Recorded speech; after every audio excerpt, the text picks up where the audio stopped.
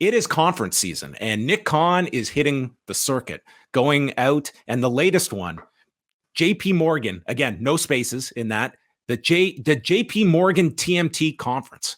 They're not big on separating letters, names, but we were here to check on the latest from Nick Khan. And this is in regards to the third hour of Raw. And Nick Khan was asked about this recently on the earnings call about potentially getting more risque in the third hour. So here's Nick Khan about some of their talks when it comes to that 10 o'clock to 11 o'clock Eastern portion of Raw. Raw is 3 hours. We don't anticipate that changing, but there's internal conversations on the 10 to 11 hour. What do we do with that? Do we make it a little more adult friendly, since on Monday nights, most kids, certainly my kids, are supposed to be in bed by 10 o'clock? So to make it a little more adult theme is something that we're discussing internally. Right now, 40% of our audience are women, and 50% of the folks who attend our live events attend with someone under the age of 18. So we want to make sure that we keep our base happy while we expand it. We think that's an opportunity. We also think after we're settled on Raw, SmackDown, and NXT, as we talk through new nights of the week and new content, is that something we could do with an additional show? On that note, so this is one thing that kind of gets me is, our base. We don't want to upset our base.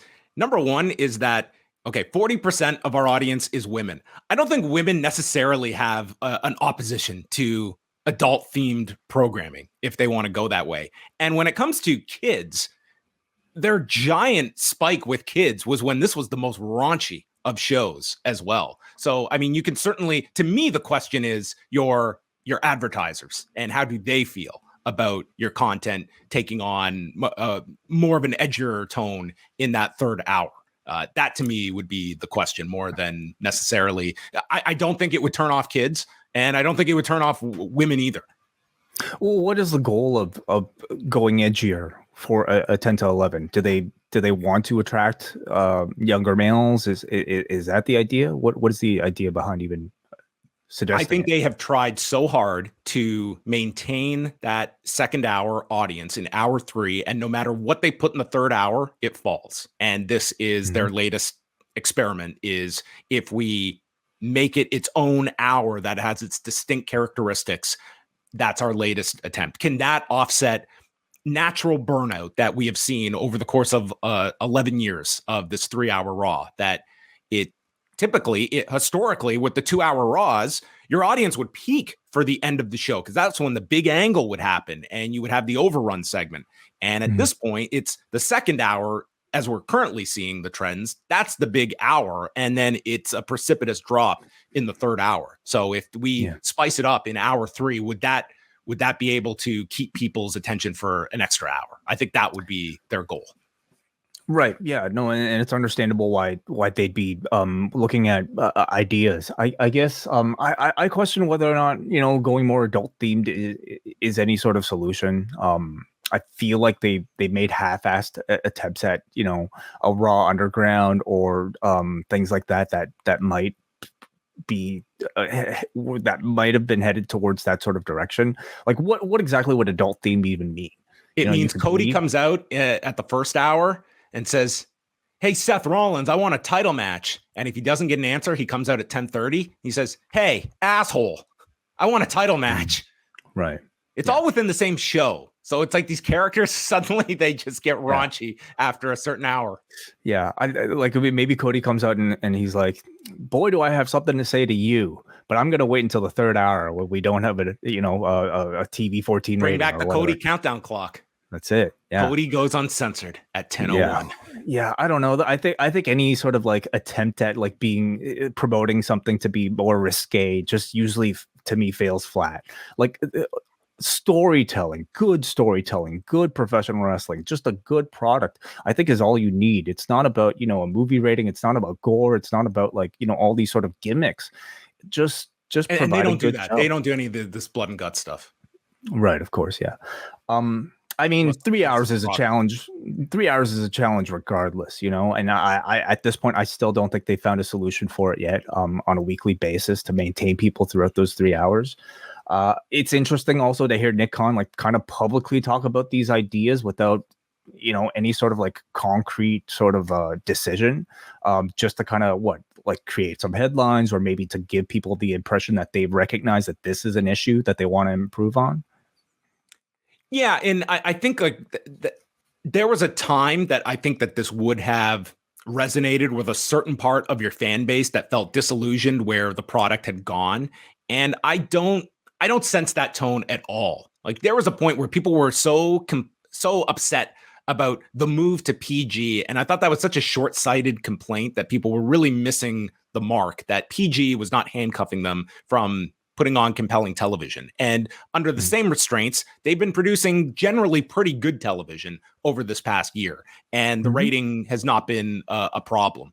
It's one of those things where it's like, okay, you can introduce adult themes. It does come a little heavy-handed when you're outright stating it. It's like me stating, well, in about 20 minutes, I'm going to be funny. It's like, well, how about you let me know when I'm funny, and I'm not going to tell you when I'm being funny. Again, like what exactly, other than gore and violence and maybe the promise of like, I don't know, PG-13 nudity, what exactly is adult themes? What are you going to talk about? Taxes? You're going to talk about like, I don't know, the debt ceiling, drugs. What? The debt ceiling.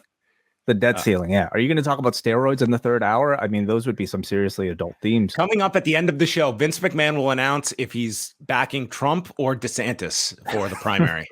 That would be quite. That could be a tough choice. That would be a hook for me. I would stick around to listen to that. Hulk Hogan addresses his history in the third hour. Come and check us out.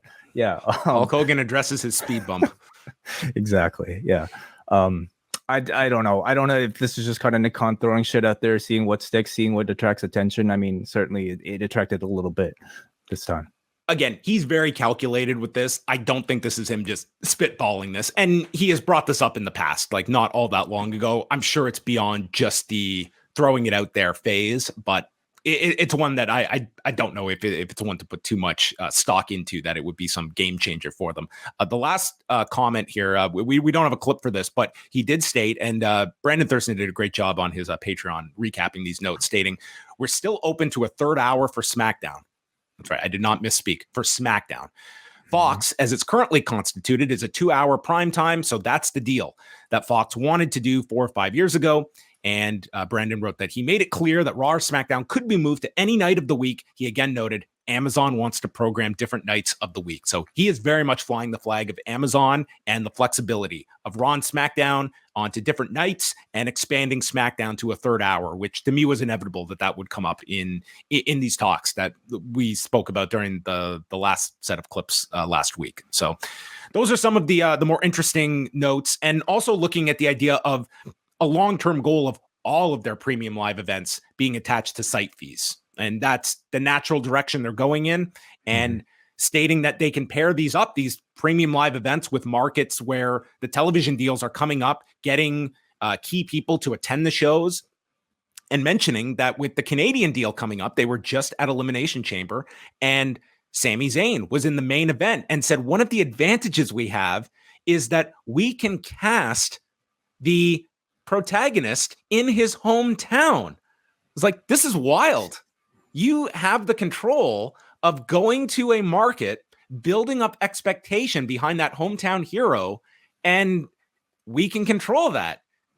But he did not bring up the amount of heat that they have given up by not just having him embarrassed in his hometown either. I mean, that is a bit of a different philosophy here. It's like this light bulb went off. It's like, wait a minute, this is great. You're telling me we could have a Conor McGregor in Ireland and we don't have to gamble that he's going to lose a fight on the way to getting that big fight in Ireland. We can control the outcomes. We can build someone up for their market. This is earth-shattering news to me.